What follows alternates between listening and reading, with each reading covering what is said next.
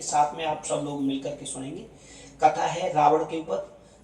कथा का वितरण जो विवरण है वो रावण का जन्म स्थान बिसरख गांव की मुख्य मान्यता मानी जाती है। रावण की जन्मभूमि मानी जाती है और ये बिसरख जो गांव है वो आपके उत्तर प्रदेश के जिले ग्रेटर नोएडा में पड़ता है। इस गांव की जो मान्यता है उस बात को विशेष तरीका से सुनेंगे। महेश बेसवा का तपो स्थल माना जाता है। महर्षि विश्वा ऋषि जो भी थे इसी गांव में रहते थे और भगवान शिव की आराधना करते थे। गांव का नाम भी उन्हीं के नाम पर पड़ा था। जैसे कि परंपरागत विभिन्नताओं के अनुसार अन्य जगहों के विपरीत बिसरख में रावण के पुतले का दहन नहीं किया जाता है। वहां पर तो रावण की पूजा करते हैं।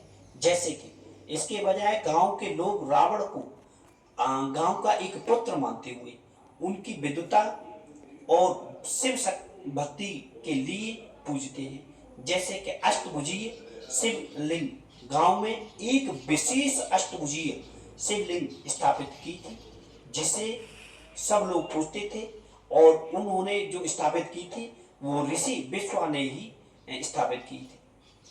तो अनोखी परंपरा है बिसरख गांव की। यह परंपरा सदियों पुरानी है और यह रावण के केवल एक खलनायक के रूप में नहीं बल्कि एक विद्वान और भक्त के रूप में स्मरण करती है कि पौराणिक कथाएं जो साक्ष्य हैं स्थानीय मान्यताओं के साथ साथ नोएडा के शासकीय गजट में बिसरख को रावण के पैतृक गांव के रूप में दर्ज किया गया है।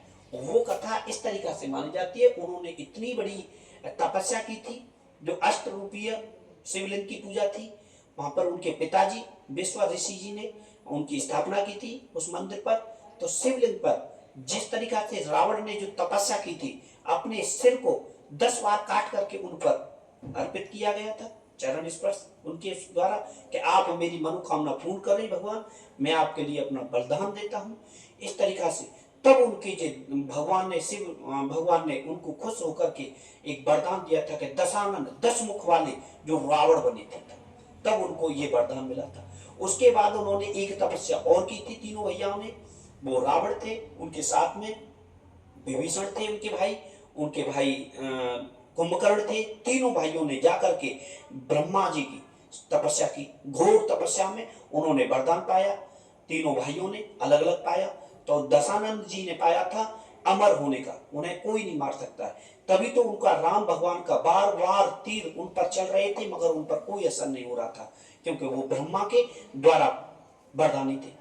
तब ब्रह्मा ने उनके लिए जो एक वरदान के रूप में जिस तीर से उनको मारने के लिए वो था तो वो तीर उन्होंने भगवान ने अपने पास रखा था। तो उस तीर को उस तरीका से कि जिससे इनका मौत होगी कि जिस तरीका से होगी तो ब्रह्मा की जो तपस्या करके ब्रह्मा से उन्होंने रावण ने वो तपस्या में अमर तीर के तौर पर मांग लिया था कि मेरी इस तीर के द्वारा हो सकती है मगर इसको मैं अपने बापे। तो भगवान ने ब्रह्मा जी ने उन्हें खुश होकर के उनकी तपस्या से वो तीर वापस कर दिया। उन्होंने उस तीर को रावण ने अपनी मंदोदरी पत्नी को बता करके और वो अपने लंका में जाकर के एक खम्भ में उनको चिनवा दिया गया था कि उस तीर के बिना कोई उन्हें मार नहीं सकता है।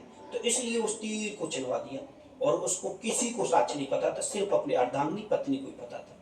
तो उस समय पर जब बार बार उन पर वार कर रहे थे, जब सीता को हरण कर ले गए थे, उस समय की कहानी थी। और जब सीता को माँ को लेने के लिए राम अपनी सेना के साथ में उन पर प्रहार कर रहे थे, लास्ट समय था उनका, तो उन पर कोई असर नहीं हो रहा था। हा हा हा ऐसे करके अपने दशानन मुखों से बड़ी आवाज के साथ में आसमान में मंडरा रहे थे, उन पर कोई असर नहीं हो रहा था। तो भगवान बड़े आश्चर्यचकित हुए कि ये क्या है।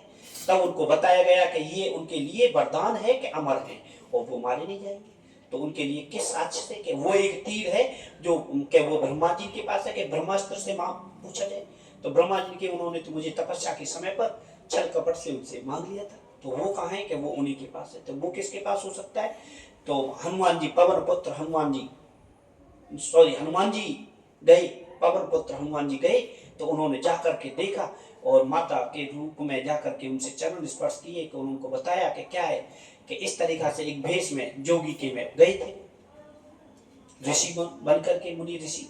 उन्होंने कहा कि आप अपने पति की जो शक्ति के अनुसार आप लोग उनको चाहती हैं कि हाँ, कि उनकी मौत ना हो, तो उनका एक तीर है, वही उनको उस तरीका से वरदानी है कि उससे वो उनका वध कर सकते हैं। वो उन्हें ऊंच को मंगा रही है कि कहाँ पर है, कि उनकी पूजा की जाए, और उसके लिए आप लोग जाकर के उससे तुरंत अभी जाकर के पवित्र करें, और सभी फूल मालाओं से उनसे जाकर के उस तीर को पवित्र करके उसकी पूजा की जाए, तभी आपके पति के दशानन रावण के प्राण बचेंगे। कि ये हकीकत है कि हाँ। तो उनके हिसाब से हनुमान जी तो बड़े चतुर चालाक थे।